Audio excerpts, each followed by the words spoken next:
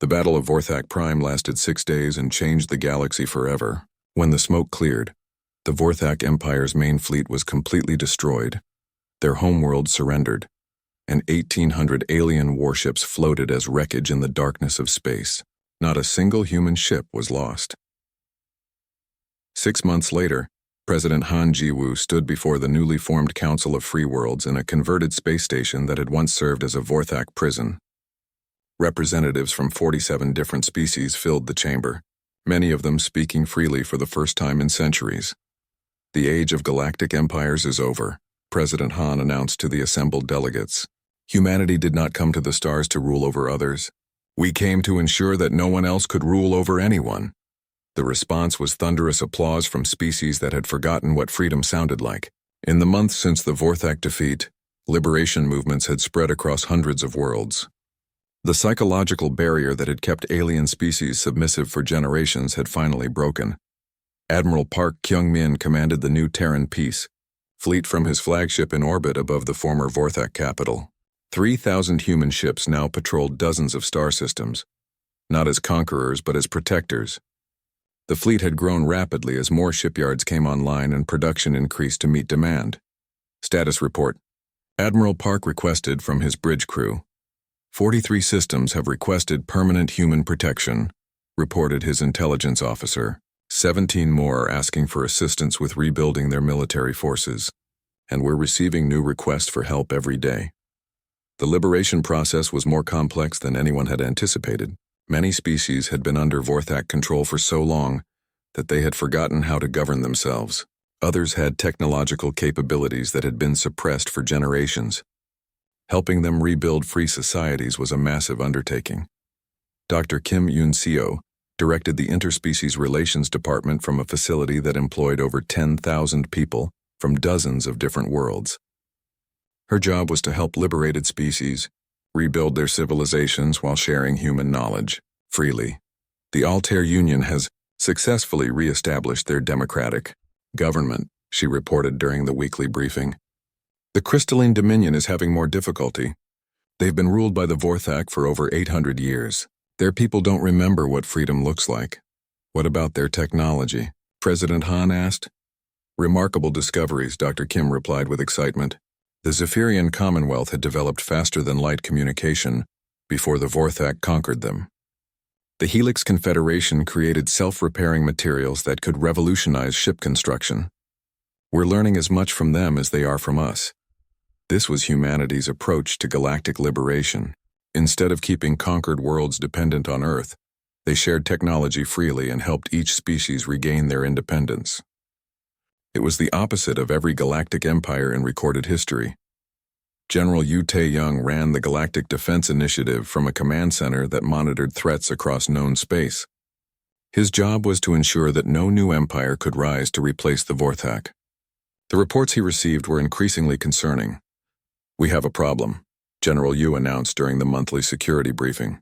3 major powers are taking notice of our expansion. The hegemony of eternal stars, the swarm consciousness, and the machine republic. Each of them controls hundreds of worlds. President Han studied the intelligence reports with growing concern. These 3 empires were much larger than the Vorthak had been. The hegemony controlled over 600 worlds in the galactic north. The swarm consciousness dominated 400 systems in the east.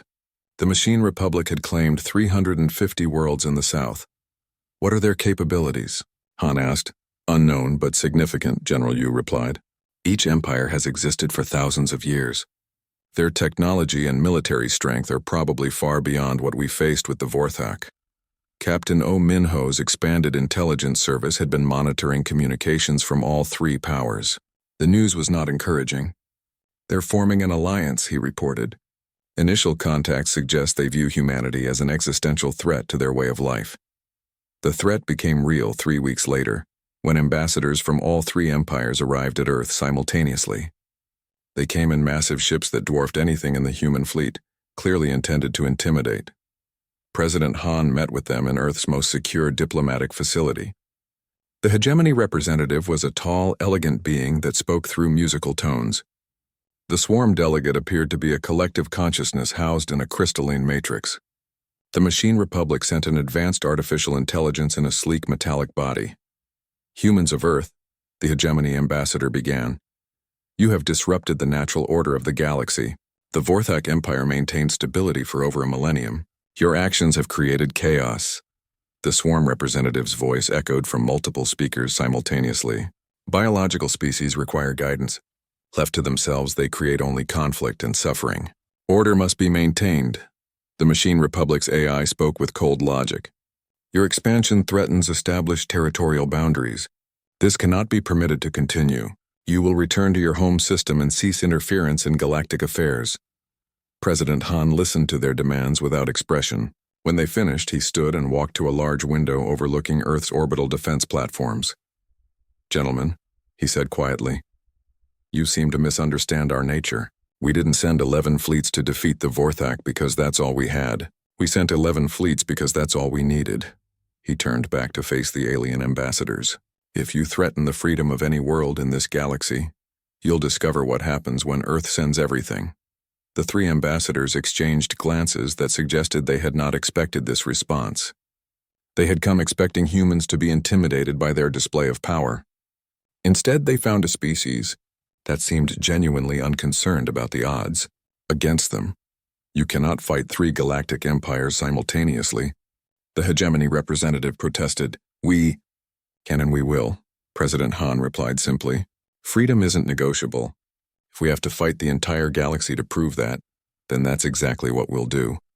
The ambassadors departed without reaching any agreement. Within days, intelligence reported massive military movements in all 3 enemy empires. The galaxy was preparing for the largest war in its recorded history. President Han authorized Project Deep Strike the same week. 100 complete battle fleets, over 15,000 ships, the largest military force ever assembled by any species in galactic history. If the 3 empires wanted to test humanity's resolve, they would get their chance. Admiral Kim Tae-ho, now in his 70s but still sharp, stood on the observation deck of the new flagship Terra Eternal and watched the armada assemble. Ships stretched as far as the eye could see, each one crewed by humans and aliens working together for the same cause. "Do you think we can win against all 3 empires?" his aide asked. Kim smiled, remembering a small colonial fleet 15 years ago that had refused to surrender to impossible odds. "We're not fighting 3 empires," he said. "We're fighting for an idea. And ideas, once they take hold, are very hard to kill. The 100 fleets prepared to launch humanity's greatest challenge yet, proving that no species, no matter how powerful, had the right to rule over others without consent. The age of galactic empires was ending, whether they accepted it or not." News of the victory at New Sejong spread across the galaxy like wildfire. On 17 different worlds, alien species that had served the Vorthak for generations looked up at the stars and whispered about the humans who had made the Empire bleed. Supreme Admiral Kang, High Sun, stood on the bridge of the Terra Invicta, watching the largest fleet assembly in human history take shape around Earth. 11 complete battle fleets floated in perfect formation, their combined mass blocking out entire sections of stars. Over 1,400 warships, each one more advanced than anything humanity had possessed just 20 years ago. "Final count, Admiral?" asked Captain Jung Woo-jin from his position at the tactical station. 1,437 combat vessels, Kang replied. 23,000 crew members, enough firepower to crack a planet in half. Jung was the youngest fleet commander in human history, barely 35 years old, but he had earned his position through brilliance in space combat tactics. His innovations in multi-fleet coordination had made this massive armada possible. Dr. Ryu Sung-ho approached from the engineering section, carrying a tablet full of technical data. "The quantum communication links are operational across all fleets, Admiral. For the first time in galactic history, over 1,000 ships can coordinate as a single fighting unit." This was humanity's secret weapon. While other species built individual ships that fought independently, humans had created a network that allowed their entire fleet to think and move together. Every ship knew the position and status of every other ship instantly. Every tactical decision was shared across the entire formation in real time. Captain Oh Min-ho's intelligence division had spent months gathering information about the Vorthak response to their defeat at New Sejong. The results were both encouraging and terrifying. The Vorthak High Council is in chaos, O reported during the final strategy meeting. 3 different factions are arguing about how to respond to the human threat. Some want to negotiate, others want to launch an immediate counterattack, and a third group wants to abandon this entire sector of space. What did they decide? Admiral Kang asked. Total war, O replied grimly. They're pulling ships from across their empire. Intelligence suggests they're assembling nearly 2,000 vessels for a final assault on human space. Colonel Seo Da-un, head of psychological operations, had been monitoring alien communications for weeks. The Vorthak aren't just angry about losing New Sejong. They're terrified about what it means for their empire.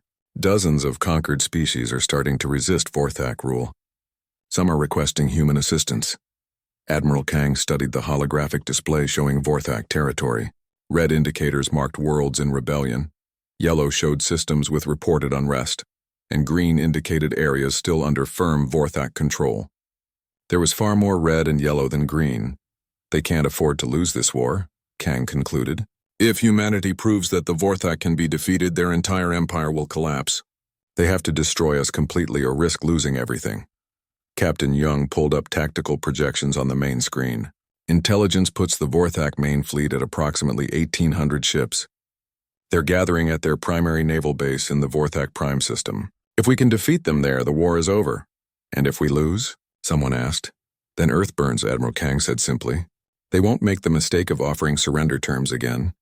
This time, they'll destroy every human world they can find. The preparation for humanity's largest military operation took 3 months. Every ship was refitted with the latest weapons and armor. Every crew member trained on the new quantum communication systems. Every tactical scenario was practiced until the fleet moved like a single organism. Ambassador Bay, one ship arrived from the outer colonies with representatives from 6 alien species that had declared independence from the Vorthak Empire. The aliens looked nervous but determined as they met with the human command staff. My people offer 12 ships to join your fleet, said Zek Mora, speaking for the former Vorthak client species called the Altair Union. They are old vessels, but our crews know Vorthak tactics well. We accept, Admiral Kang replied immediately.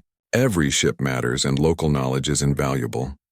Similar offers came from other liberated species. The combined rebel fleet added another 60 ships to humanity's armada, bringing the total to nearly 1,500 vessels.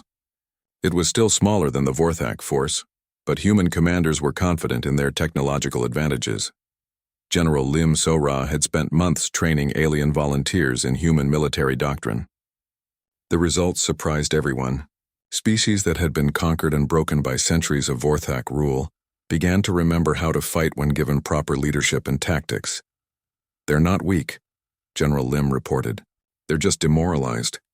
Give them hope and proper training, and they fight as hard as anyone.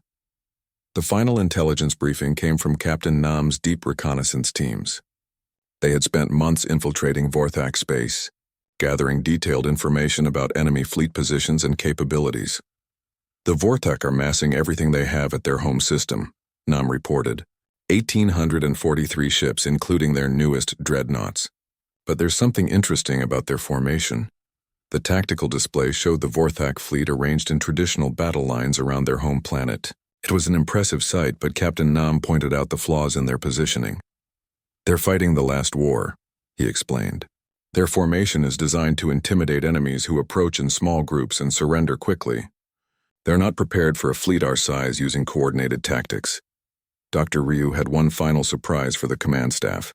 We've completed development of the quantum torpedoes.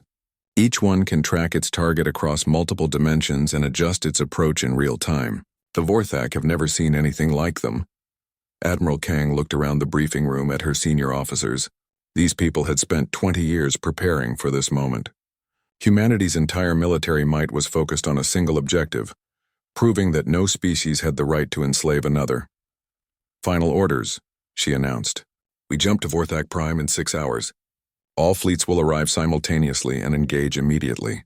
No negotiations, no surrender demands, no mercy for anyone who chooses to continue fighting. The Vorthak wanted total war. We're going to give it to them. Captain Jung began the final countdown sequence. Around Earth, 11 battle fleets powered their hyperspace engines and prepared for the journey that would determine humanity's place in the galaxy. as the massive armada disappeared into hyperspace. Admiral Kang allowed herself one moment of doubt. They were committing everything to this battle. If they lost, Earth would be defenseless against Vorthak revenge. But as she looked at the faces of her crew, she saw no fear. Only determination.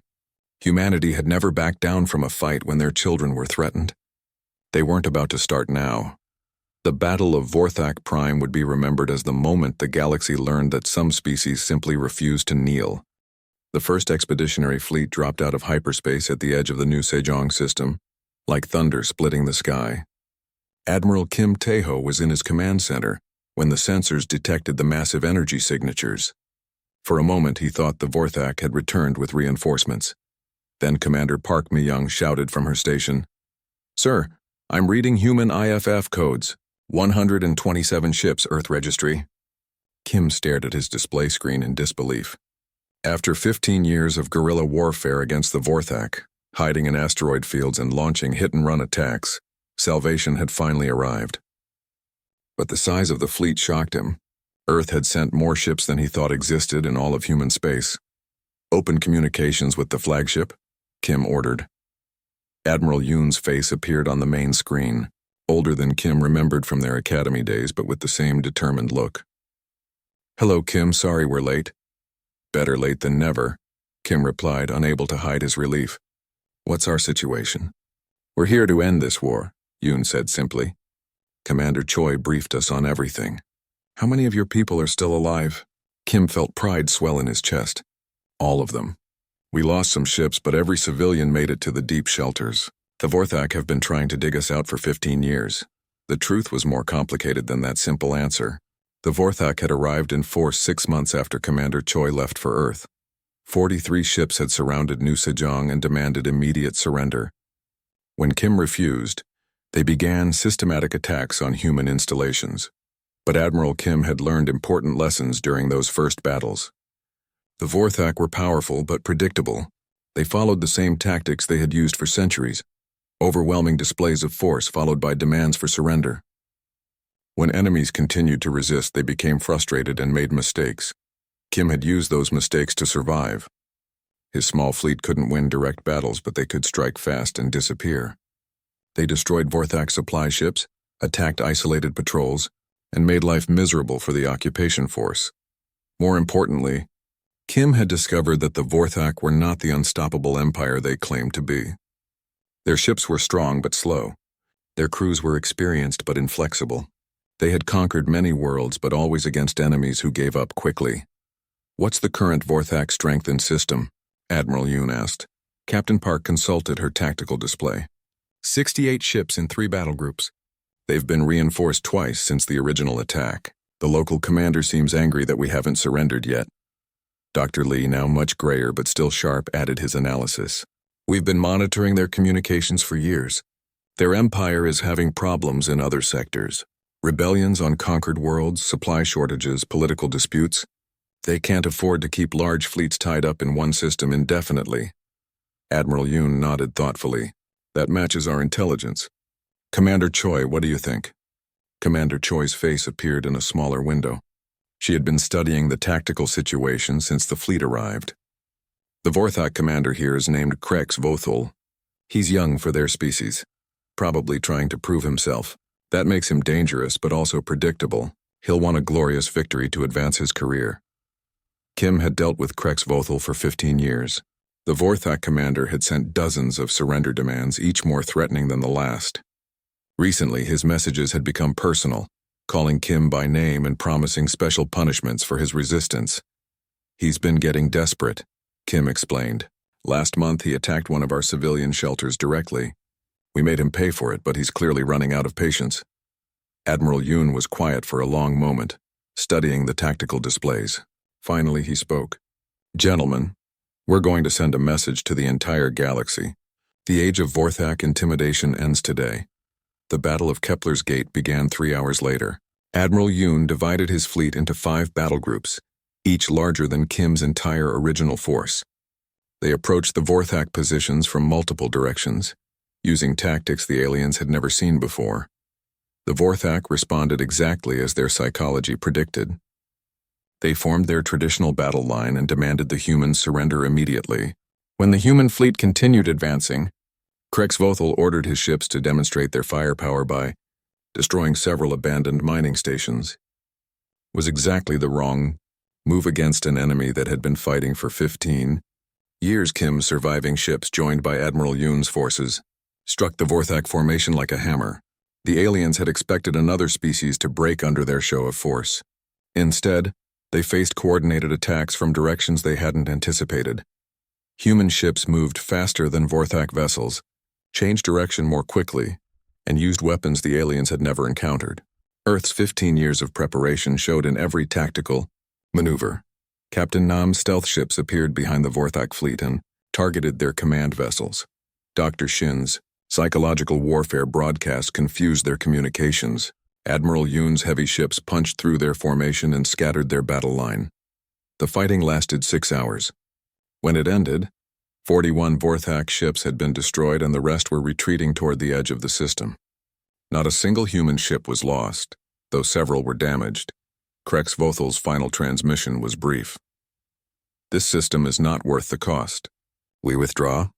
Kim watched the Vorthak fleet disappear into hyperspace, ending 15 years of occupation. Around him, his crew cheered and embraced each other. After so long, they were finally free. But Admiral Yoon was already planning the next phase. "Kim, we need to talk privately."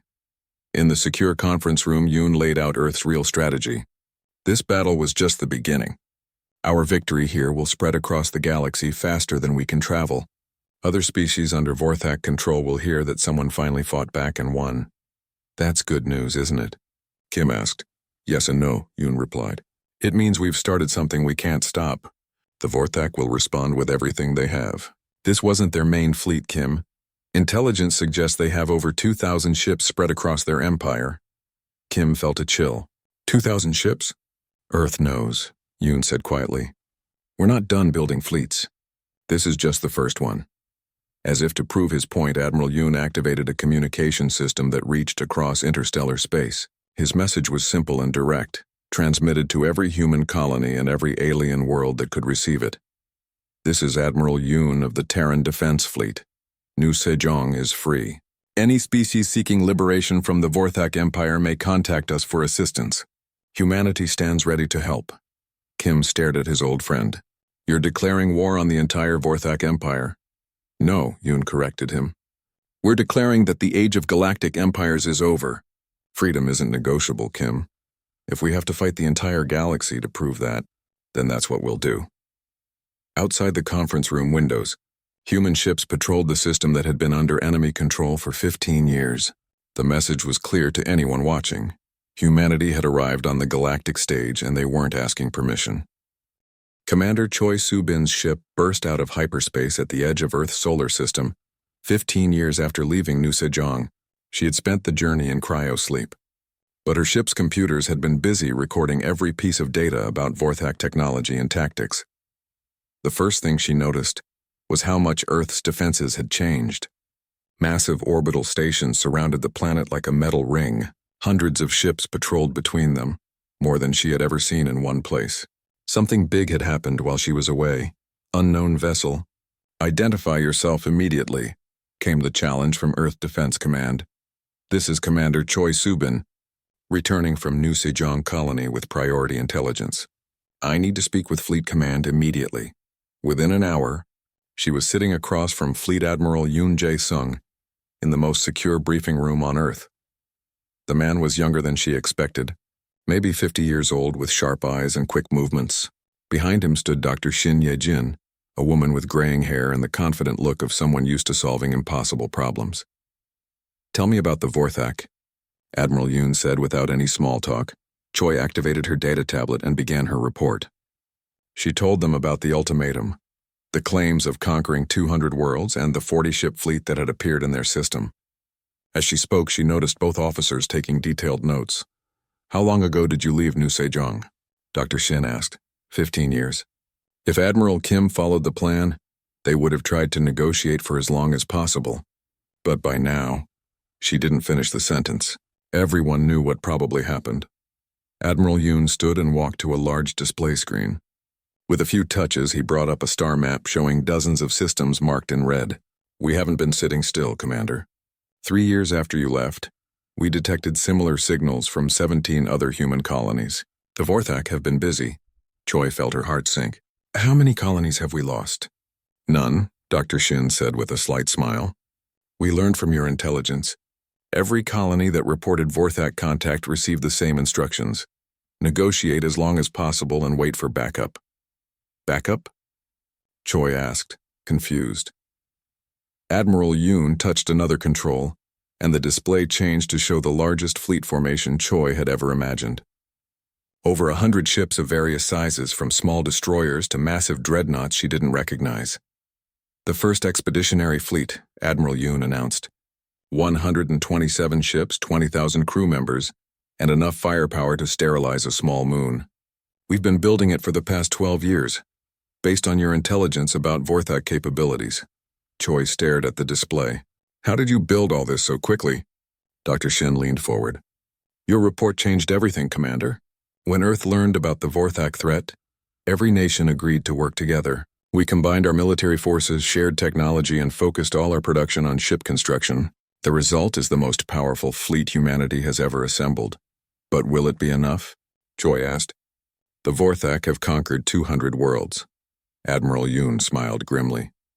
That's what we thought too, until Captain Nam Hyunwoo returned from his reconnaissance mission.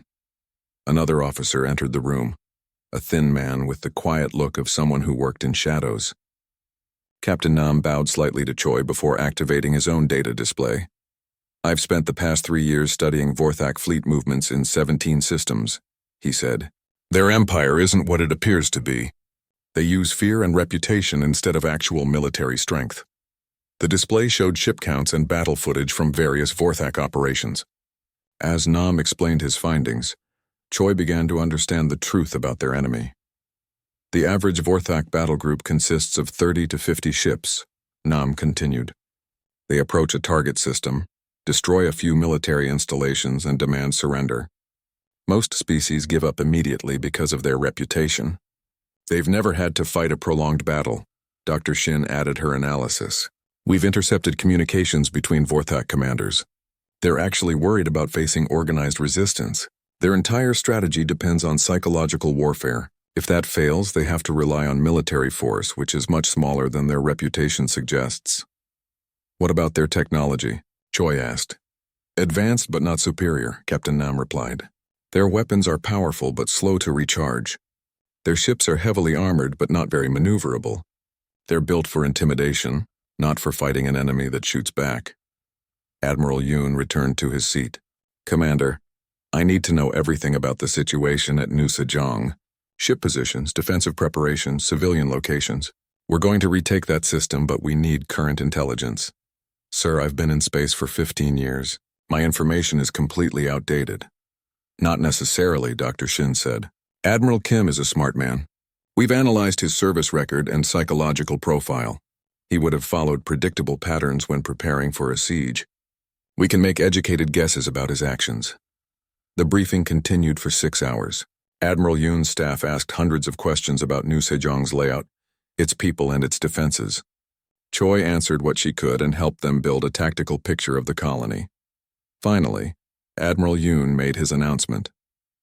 The first expeditionary fleet departs in 72 hours. Commander Choi, you'll accompany us as our specialist in Vorthak operations. Sir, what if we're too late? What if New Sejong has already fallen?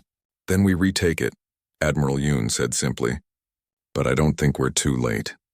The Vorthak like to take their time breaking stubborn enemies. They enjoy the psychological pressure. That works in our favor.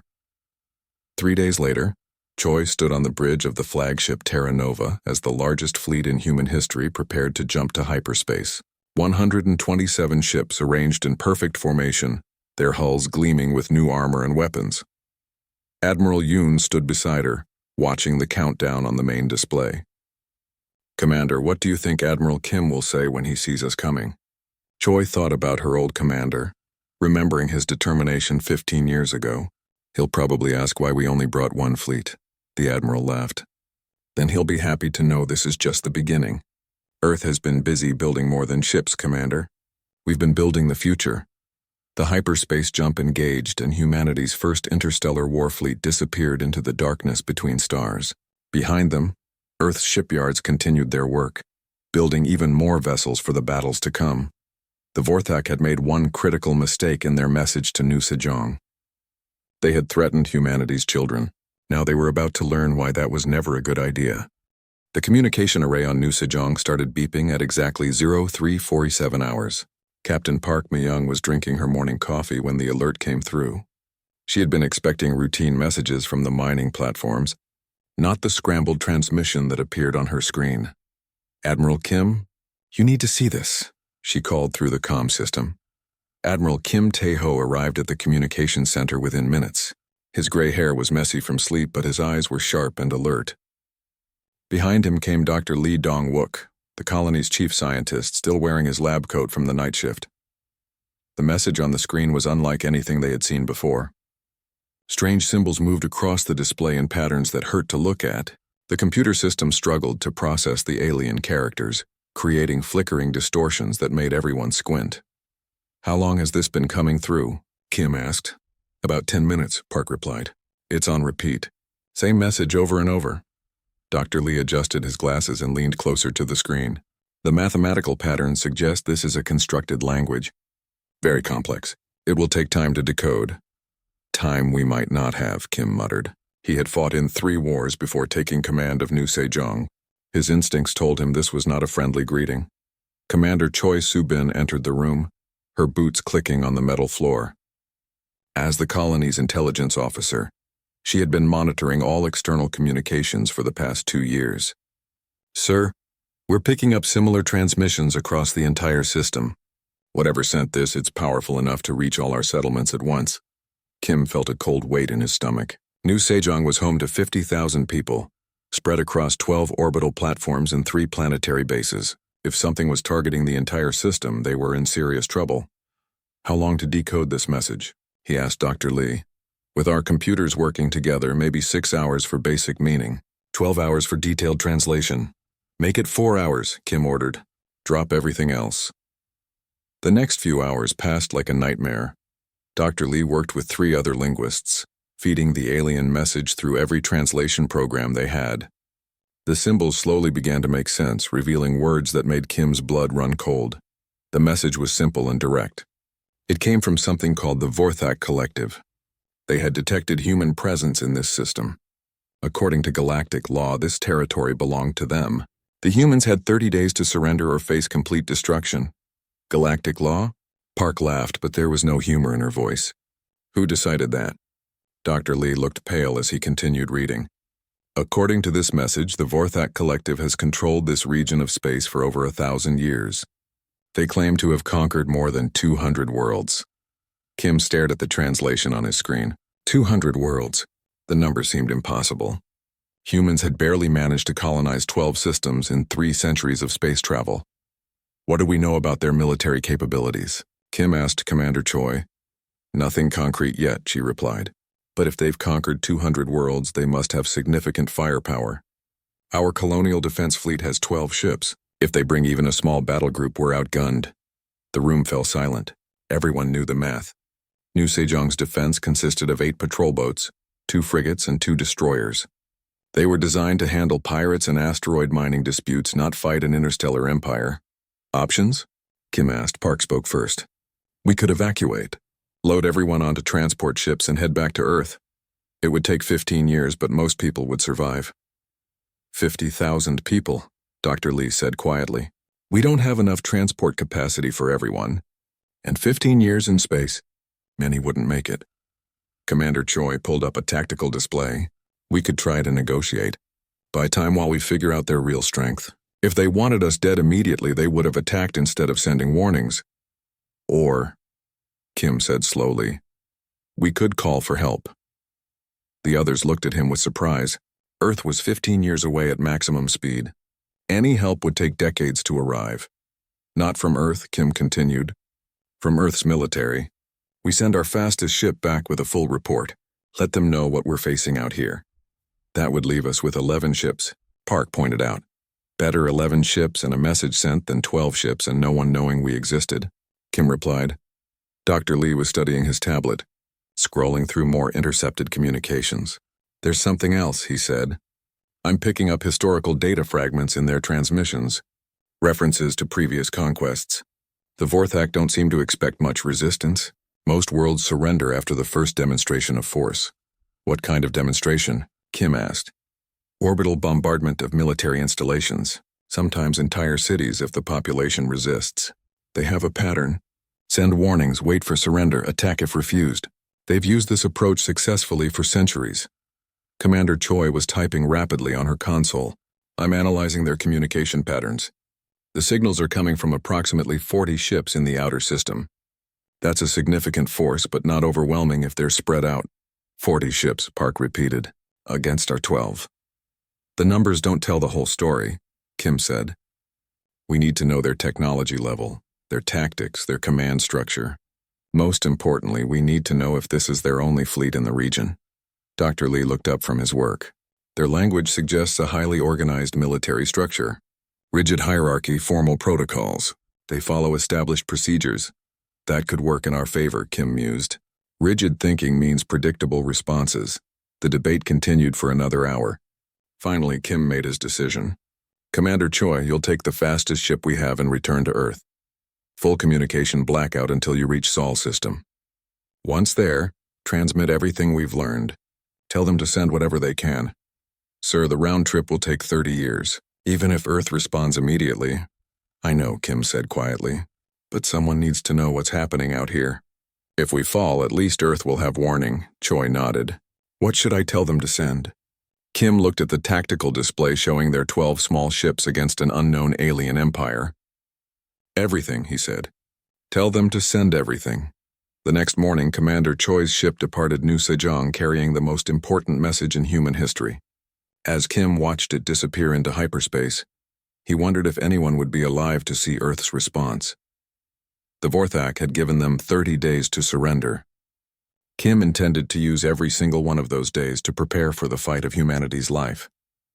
The aliens thought one demonstration of force would be enough to break human resistance. They were about to learn how wrong they were.